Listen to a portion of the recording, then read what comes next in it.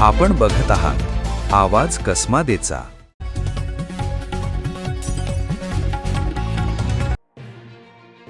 बागलाण तालुक्यात 2 ते 3 दिवसापासून सुरू असलेल्या मुसळधार पावसामुळे सटाणा शहरातून वाहणारी आराम नदी दुथडी भरून वाहू लागली आहे। नदीच्या पाणी पातळीत सातत्याने वाढ होत असल्याने नदीकाठच्या परिसरात राहणाऱ्या नागरिकांमध्ये सतर्कतेचे वातावरण निर्माण झाले आहे। पश्चिम पट्ट्यात तसेच धरणाच्या पाणलोट क्षेत्रात झालेल्या जोरदार पावसाचा परिणाम आराम नदीवर दिसून येत आहे।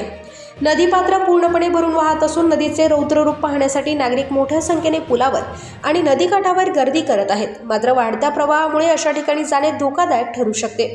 प्रशासनाने नागरिकांना विनाकारण नदीपात्रात किंवा पुलावर गर्दी न करण्याचे आवाहन केले आहे। तसेच लहान मुलांवर विशेष लक्ष ठेवावे, सेल्फी काढण्याच्या मोहापासून दूर राहावे आणि प्रशासनाच्या सूचनांचे काटेकोरपणे पालन करावे असेही आवाहन करण्यात आले आहे। दरम्यान पावसाचा जोर कायम राहिल्यास नदीची पाणी पातळी आणखीन वाढण्याची शक्यता व्यक्त केली जात आहे। त्यामुळे नदीकाठच्या गावातील नागरिकांनी सतर्क राहून कोणतीही आपत्कालीन परिस्थिती निर्माण झाल्यास तात्काळ स्थानिक प्रशासनाशी संपर्क साधावा असे आवाहन करण्यात आले आहे।